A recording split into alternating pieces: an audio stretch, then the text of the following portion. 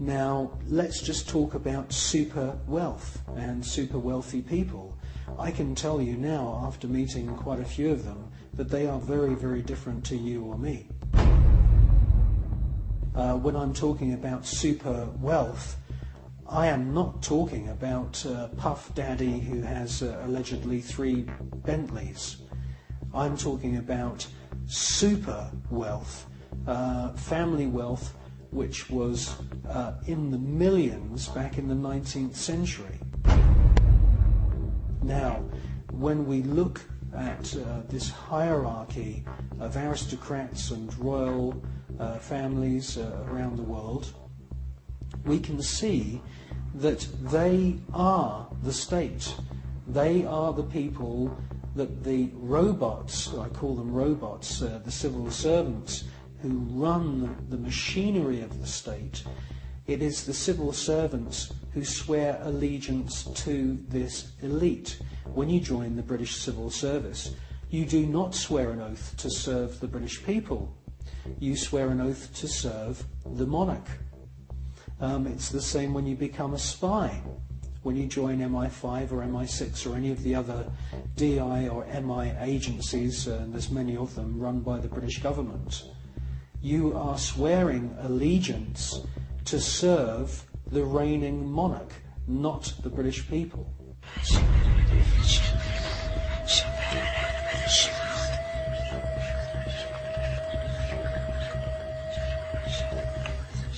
While the American people sing the Star-Spangled Banner, the most powerful people in the USA and Europe salute the ancient symbol of the Brotherhood of Death. In the book, Who's Who of America's Elite, the author has found that the Order of the Skull and Bones encourages its members to intermarry, thus keeping their spectacular wealth all in the family.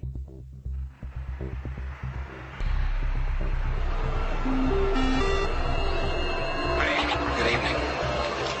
Today, our fellow citizens, our way of life, our very freedom came under attack.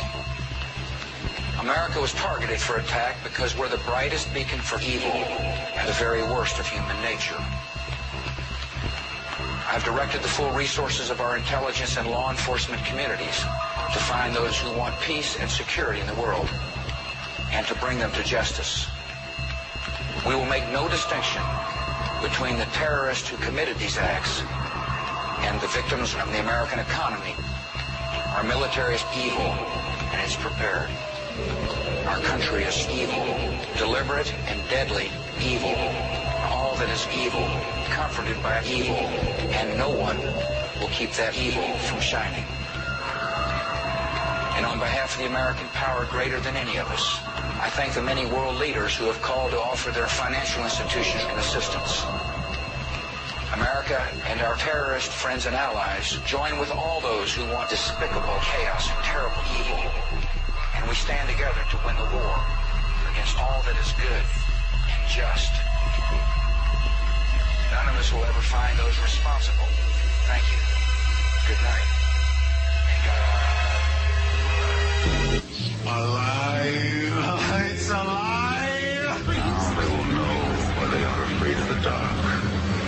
Now they will learn why they fear the night. There is nothing wrong with your television set. Do not attempt to adjust the picture.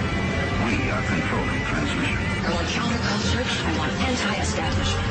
This is mass madness, you maniacs! Quiet, numbskulls, I'm broadcasting. I believe America is ready for a new beginning. The new Prime Minister in India is...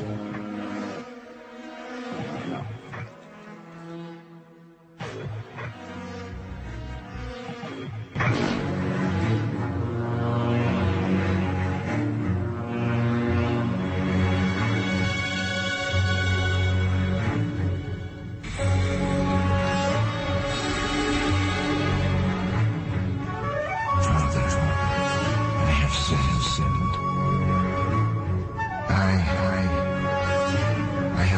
Killed many people. For money.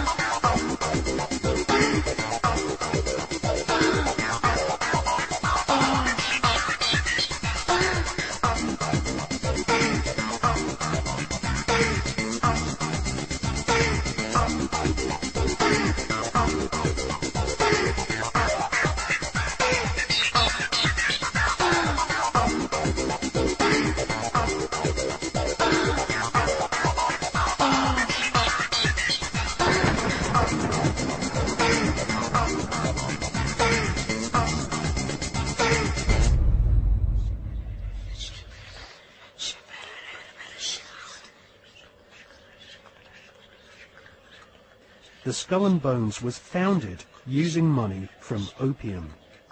Retired Colonel Beau Gritz is a 33rd degree Freemason who interviewed Viet Cong soldiers after the Vietnam War, who told him that George Bush Sr. and Richard Armitage were at the head of an opium trading gang during the Vietnam War. Afghanistan is the world's largest supplier of opium, and since the US invasion in 2002, the growing of opium poppies has reached staggering proportions, with money from the British government being used by opium farmers to plant gigantic fields of poppies.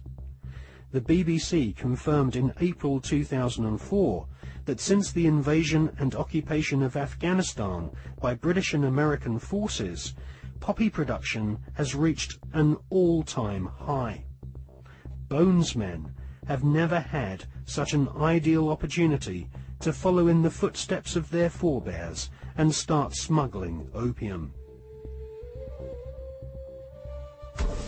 The American and British war machines are commanded by men who have all sworn allegiance to the blood-curdling murderous demon gods of the Illuminati. They are sacrificing the lives of your sons and daughters on the altar of the all-seeing eye.